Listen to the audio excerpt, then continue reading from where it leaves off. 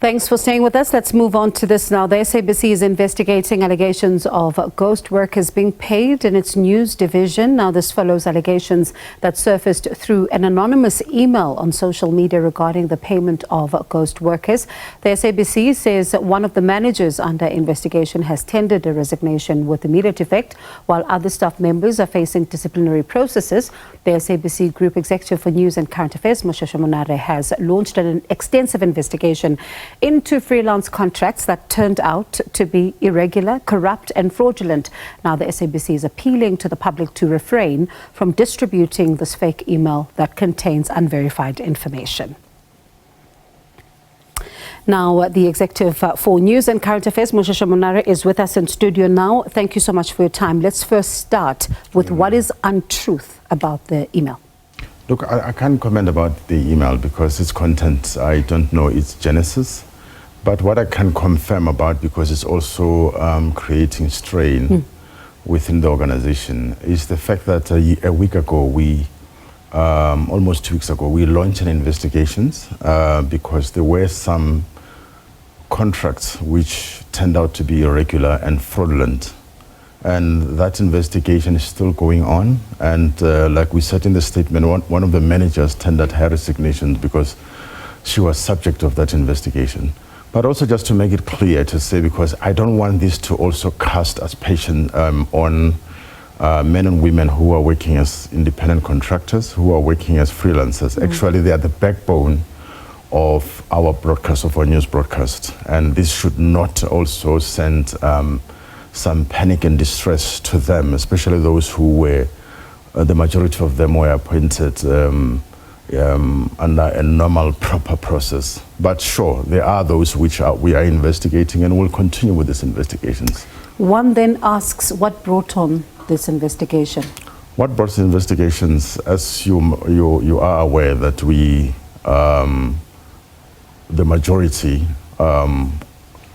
most of our independent contractors, sorry, let me put it that way, contracts end every financial year. And we start looking at all the contracts, the one that we need to renew, the new ones that we need to prepare. And that's where some of our managers, like the head of TV output, picked up some of, Mlungisi Shivamba, picked up some of the appointment to say, there's something about this appointment that is irregular, that actually we cannot account for the individual. And for several days, we looked for this individual and nobody could vouch, including the line manager, to say, where is this individual? And that's what prompted us to launch a wider investigation. Like I said, some of them involve fraud, which means we have to also refer some of the cases to the police. But like I said, that should not really cast aspersion on men and women who are working hard as our freelance contractors. I know you say the investigation is ongoing, and I'm sure details will come when the investigation is concluded. But one then asks, because as an independent contractor myself, I submit a claim monthly.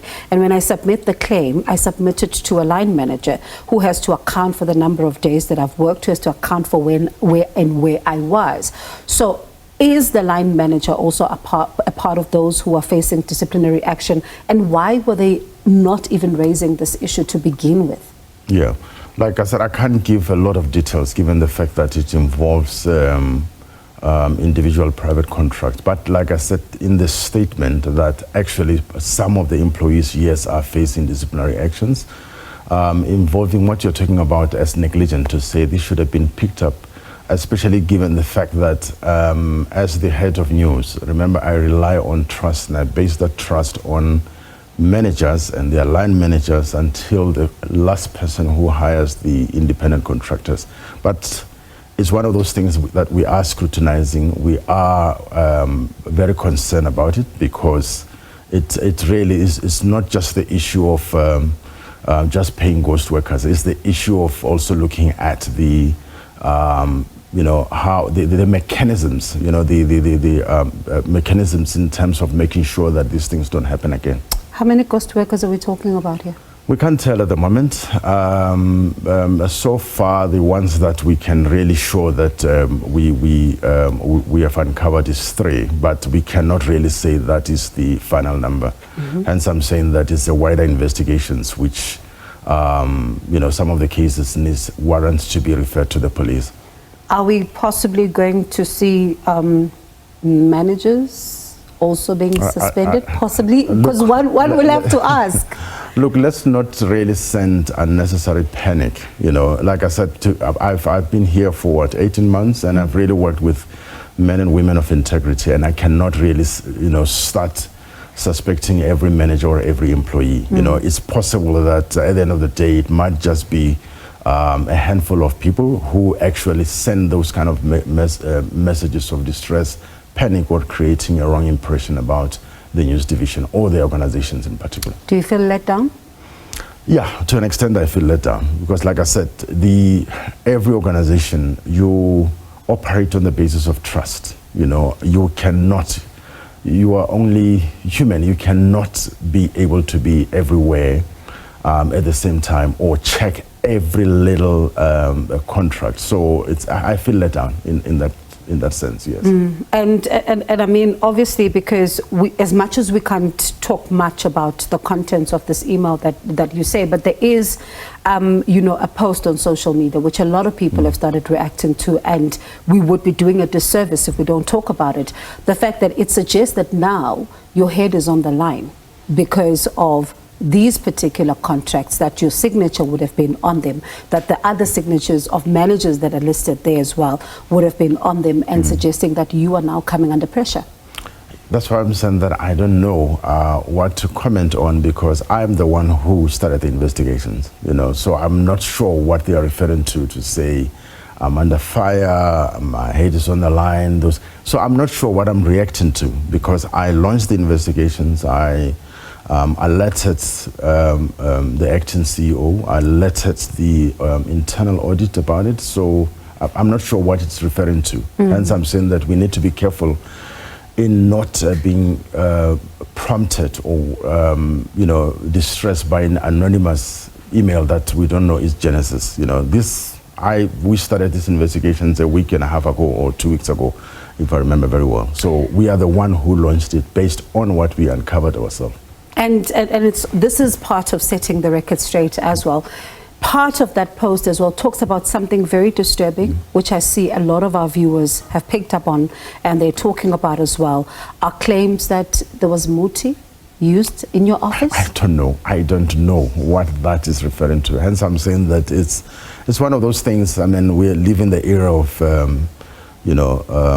misinformation and fake information, so I'm not aware what they're referring to, so I cannot attest to that. And also we need to be careful not to really give credence to some of this information, because we are actually amplifying them, so hence I'm saying that when I saw the email, I think it was appropriate for the public, given the fact that we are the public broadcaster, to set the record straight, to say yes, we can confirm that I have launched investigations which was prompted by some of this irregular, fraudulent, and some of them you could see that this was nepotism and corrupt kind of contracts that actually some of them we terminated almost immediately. So if it turns out then that your allegations are proven true, this is an organization that is finding itself in the red, and we still trying to keep our head above the water as the SABC. Do we have a commitment from yourselves that if anyone is found to be on the wrong side of the law here, they will not be part of the SABC, but not only that, that we will then be able to recoup some of the monies that have been lost? Exactly. And I'm saying that, for example, the manager who resigned with immediate effect after we sent a letter of notice to suspend, obviously, even beyond her employment, we still need to recoup the money if it's really, found out that actually she benefited from some of this contract.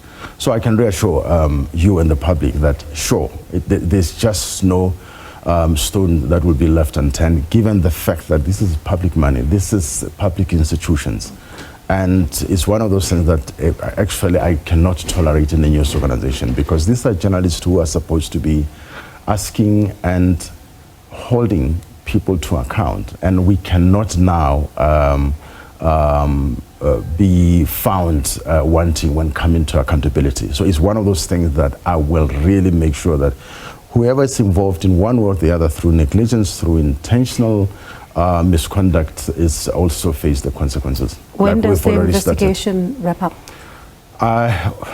I can't give a